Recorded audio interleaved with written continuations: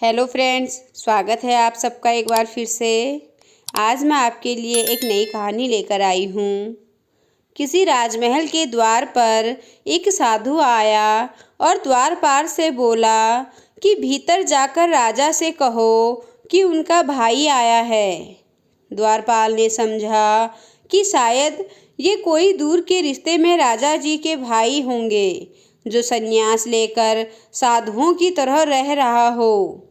सूचना मिलने पर राजा मुस्कुराया और साधु को भीतर बुलाकर अपने पास बैठा लिया। साधु ने पूछा, कहो अनुज, क्या हाल चाल है तुम्हारे? मैं ठीक हूँ, आप कैसे हैं भैया? राजा बोला। साधु ने कहा, जिस महल में मैं रहता था वह पुराना और जर्जर हो गया है, कभी भी टूटकर गिर सकता है। मेरे 32 नौकर थे, वे भी एक एक करके चले गए। 5 रानियां भी वृद्ध हो गईं और अब उनसे कोई काम नहीं होता। यह सुनकर राजा ने साधु को 10 सोने के सिक्के देने का आदेश दिया।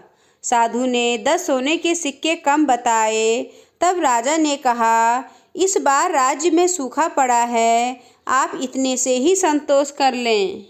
साधु बोला, मेरे साथ 7 समुंदर पार चलो, वहाँ सोने की खदानें हैं। मेरे पैर पड़ते ही समुद्र सूख जाएगा। मेरे पैरों की शक्ति तो आप देख ही चुके हैं। अब राजा ने साधु को 100 सोने के सिक्के देने का आदेश दिया। साधु के जाने के बाद मंत्रियों ने आश्चर्य से पूछा, क्षमा करिएगा राजन, लेकिन जहाँ तक हम जानते हैं आपका कोई बड़ा भाई नहीं है। फिर आपने इस ठग को इतना इनाम क्यों दिया? राजा ने समझाया, देखो, भाग्य के 2 पहलू होते हैं, राजा और रंक। इस नाते उसने मुझे भाई कहा। जर्जर महल से उसका आशय उसके बूढ़े शरीर से था। 32 नौकर उसके दांत थे और 5 वृद्ध रानियां उसकी 5 इंद्रियां हैं।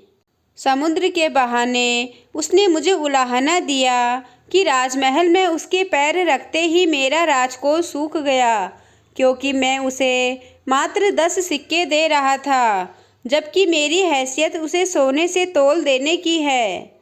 इसलिए उसकी बुद्धिमानी से प्रसन्न होकर मैंने उसे 100 सिक्के दिए और कल से मैं उसे अपना सलाहकार नियुक्त करूँगा।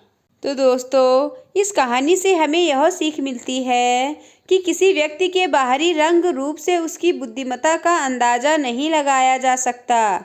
इसलिए हमें सिर्फ इसलिए कि किसी ने खराब कपड़े पहने हैं या वो देखने में अच्छा नहीं है, उसके बारे में गलत विचार नहीं बनाने चाहिए।